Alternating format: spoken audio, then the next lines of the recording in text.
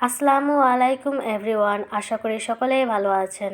আজ আমি আপনাদের মাঝে সরষে ইলিশের রেসিপি নিয়ে চলে আসলাম। এইভাবে বাসায় ট্রাই করে দেখবেন, ইনশাল্লাহ ভালো লাগবে। 2টি পেঁয়াজ কেটে রেখেছিলাম, ব্লেন্ডারে দিয়ে দিলাম। 4 চামচ সরিষা দিয়ে দিলাম। এখানে আমি কালো সরিষা ব্যবহার করেছি। আপনারা কালো হলুদ দুয়াটা সরিষা ব্যবহার করতে পারেন অথবা মিক্স করে ব্যবহার করতে পারেন। এখন 2টি কাঁচামরিচ এবং অল্প পরিমাণে লবণ দিয়ে এবং পানি দিয়ে পেস্ট করে নেব। বাই দ্য ওয়ে, কাঁচামরিচ এবং লবণ ব্যবহারের ফলে সরিষার তেতোভাবটা থাকে না। ব্লেন্ড করে রাখা সরিষার পেস্ট ভালোভাবে ছাঁকনি দিয়ে ছেঁকে নেব। আপনারা না ছেঁকেও রান্না করতে পারেন। ছেঁকে রাখা খোসা না ফেলে একটি বাটিতে রেখে দেব। ছেঁকে রাখা খোসার সাথে কেটে রাখা পেঁয়াজ দিয়ে আবারও ব্লেন্ডারে ব্লেন্ড করে নেব।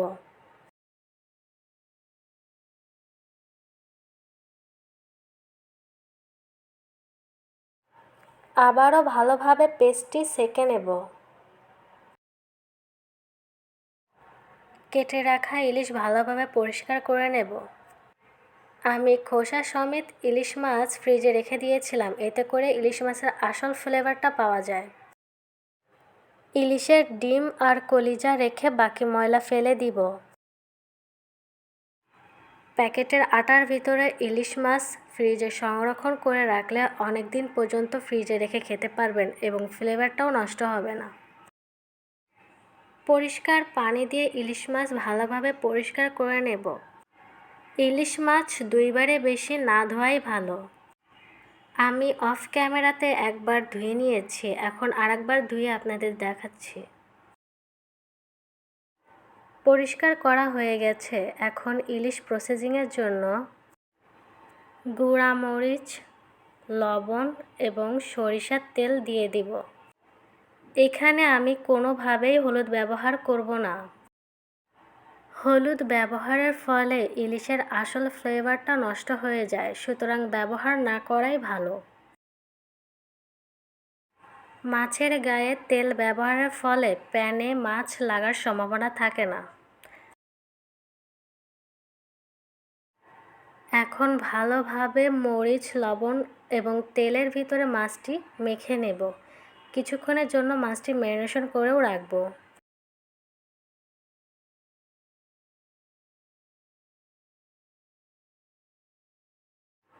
এখন একটি প্যান বসিয়ে প্যানটি গরম করে নিয়ে পরিমাণ মতো সরিষার তেল দিয়ে দিব।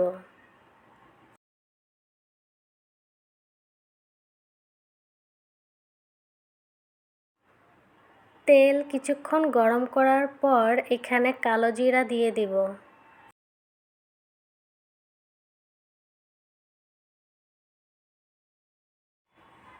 দুটি কাঁচামরিচ মাথা থেকে একটু কেটে নেব।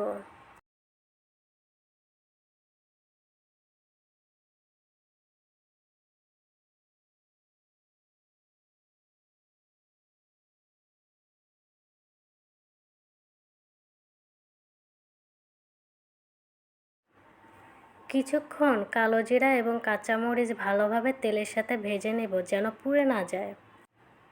স্বাদ অনুযায়ী মরিচ ব্যবহার করব। পরিমাণ মতো হলুদ ব্যবহার করব, কিন্তু অল্প। ব্লেন্ডারে পেস্ট করার সময় লবণ ব্যবহার করেছিলাম, সেক্ষেত্রে এখন অল্প পরিমাণে লবণ ব্যবহার করব। কিছুক্ষণ এই মশলাটা ভেজে নেব যেন নিচে পুড়ে না যায়, এটাও খেয়াল রাখতে হবে। ম্যারিনেশন করে রাখা মাছগুলি এখন ছেড়ে দেব একটি পাশ ভাজার জন্য।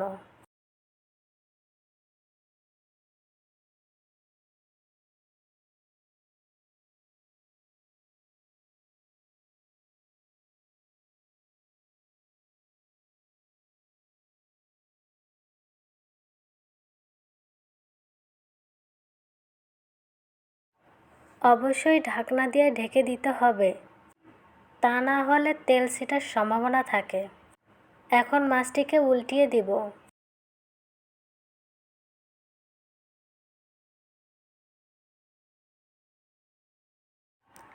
হালকা করে মাছটি ভেজে নিতে হবে। মাছটি উল্টিয়ে দেওয়া হয়ে গেলেই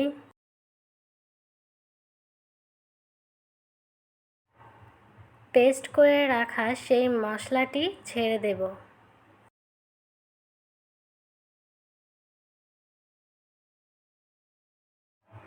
মশলার সাথে মাছটিকে ভালোভাবে কিছুক্ষণ কষিয়ে নেব।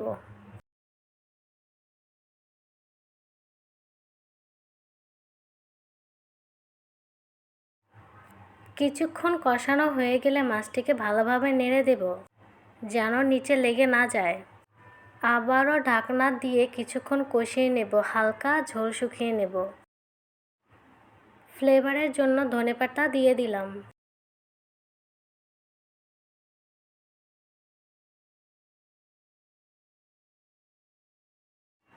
ধনেপাতার সাথে মাছটিকে কিছুক্ষণ কষিয়ে অল্প পরিমাণে সরিষার তেল দিয়ে ঢাকনা দিয়ে ঢেকে দিব। কিছুক্ষণের জন্য জাল দিয়ে গ্যাসের চুলাটা অফ করে দেব।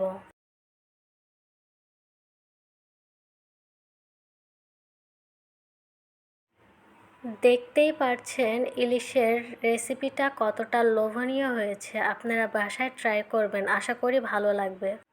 ভালো লাগলে অবশ্যই লাইক, কমেন্ট, শেয়ার করবেন।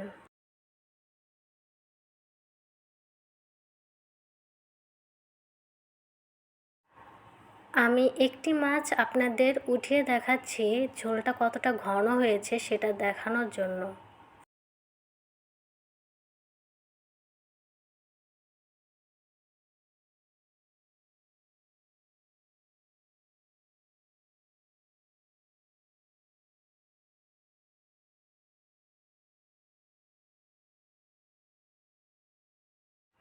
আপনার মূল্যবান সময় দিয়ে আমার ভিডিও দেখার জন্য ধন্যবাদ।